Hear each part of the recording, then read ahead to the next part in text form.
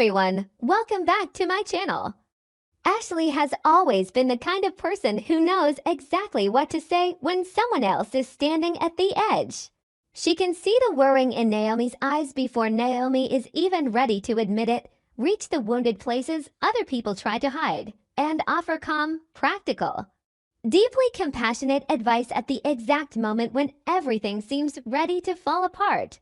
But the greatest tragedy of people who are used to saving others is often that they do not realize how fast they themselves are sinking.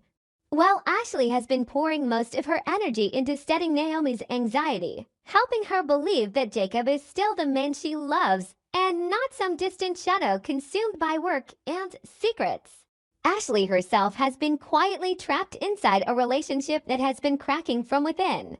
She noticed troubling signs in Grayson very early on, yet every time suspicion started to surface, she forced herself to crush it with reason, with hope. With a kind of love that was both gentle and blind, the very weakness she never wanted to admit had become her greatest vulnerability. Grayson is not the kind of man who is easy to read. What drew Ashley toward him from the beginning was not only his calm exterior or his half-hidden mystery, but the feeling that beneath the cold surface there was a softer side that very few people could ever reach. That feeling made her willingly become more patient, more forgiving, more ready to explain away the unusual silences, the times he disappeared without warning. The sudden shifts in emotion as if two different lives were constantly colliding inside him. Ashley noticed the interrupted phone calls, the way his eyes shifted whenever work was mentioned, the moments he reacted far more intensely than necessary to the simplest questions. She also saw the way he became unusually tense whenever Jacob's name came up, as if there were a dark territory between those two men that no one wanted to name directly, yet one large enough to swallow everything. Ashley is not foolish. She knows her instincts are trying to save her. But the more she knows, the more it hurts to face the possibility that the man she loves is not merely keeping secrets, but may actually be living inside a lie. What has kept Ashley from walking away from Grayson is not simple weakness. It is the stubborn faith she built out of so many beautiful fragments. She has seen moments in him that felt too real to be fake, moments when he looked at her as though she were the only place he still wanted to return to. Moments when the tension inside him seemed to soften simply because she was near. To Ashley, that does not feel like a perfect manipulation. It feels like an unfinished internal war, like a man trying to step out of the dark while being held there by something more dangerous than guilt. That is why every suspicious sign has never been enough to make her turn away immediately.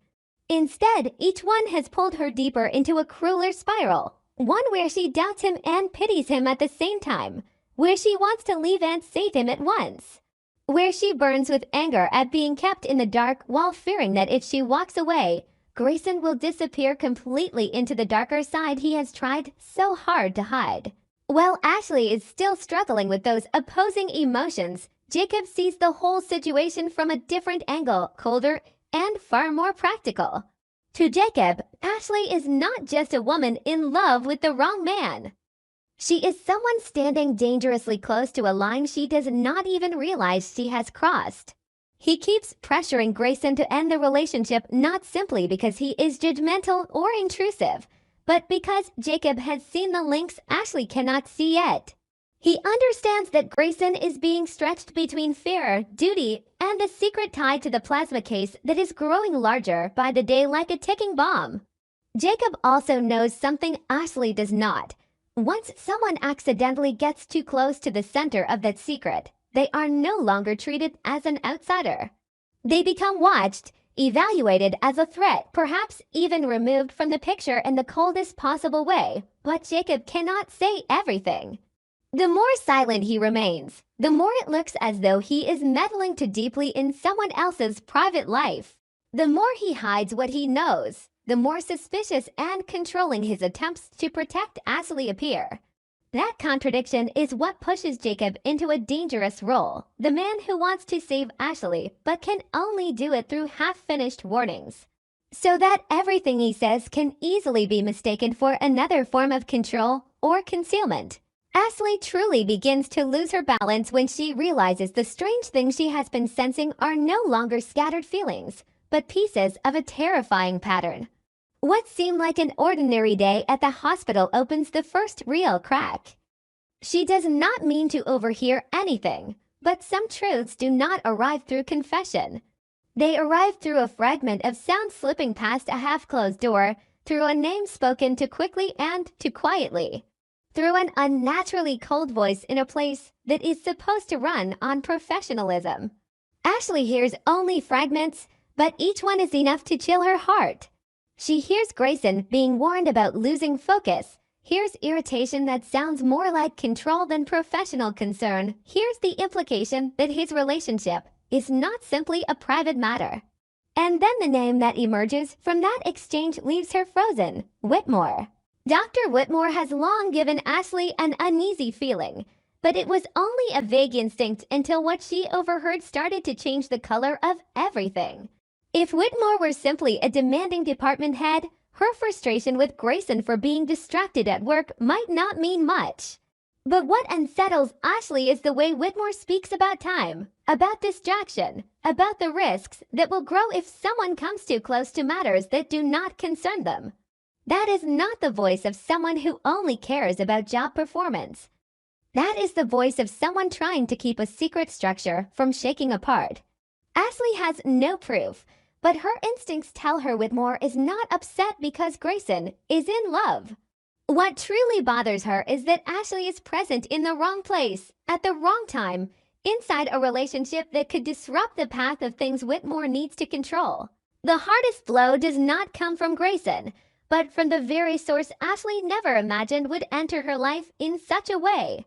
The unpleasant advice she receives is not gentle, not indirect, and not wrapped in kindness. It comes like a sharp cut, forcing her to look directly at what she has been trying to avoid. Whether Whitmore delivers it herself or someone else carries the message, its meaning does not change. Stay away from Grayson. Stop now before it is too late. Do not let yourself get pulled into things you cannot control. It is the kind of advice that makes Ashley furious instantly, not only because it insults her judgment, but because it makes her feel as though she is being pushed away from a truth someone else wants to keep for themselves. Ashley hates being treated like a gullible woman who must be protected through commands. She hates even more the feeling that other people are deciding for her what is dangerous, what she should know, what she must avoid. And that anger leads her to a more painful realization, perhaps that warning is not entirely meant to protect her. Perhaps it is also a barrier, built to stop her from reaching the core of the secret. From that moment on, everything inside Ashley begins to shift. The sadness of being deceived by Grayson slowly gives way to anger.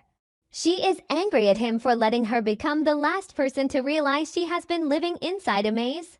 She is angry at Jacob for always speaking in half measures, as if she were not strong enough to bear the full truth. She is angry at Whitmore for stepping into her life with the tone of someone who believes she has the right to decide everything. But deeper than all of that, Ashley is angry with herself. She is angry that she saw so many warning signs and still hesitated, angry that she comforted herself with tiny scraps of affection while her instincts were practically screaming. Angry that she let love turn her into someone slow and uncertain at the exact moment she should have been most clear-eyed. That self-blame means she's no longer only the victim of a vague and troubled relationship. She becomes someone cornered by her own choices, and from that state, darker reactions begin to rise in ways no one can fully control. Grayson, too, is no longer capable of keeping everything balanced. The more he tries to push Ashley away in order to protect her, the more he wounds her through distance, secrecy, and avoidance. The more he tries to hide his connection to the plasma case, the more obvious his tension becomes. Inside him are two instincts destroying each other, guilt for bringing Ashley too close to danger, and the need to hold on to her as the only source of comfort left in a life built on pressure and manipulation. That conflict makes Grayson both sympathetic and infuriating. He is not entirely using Ashley, But he is not innocent enough to claim that he has done nothing wrong.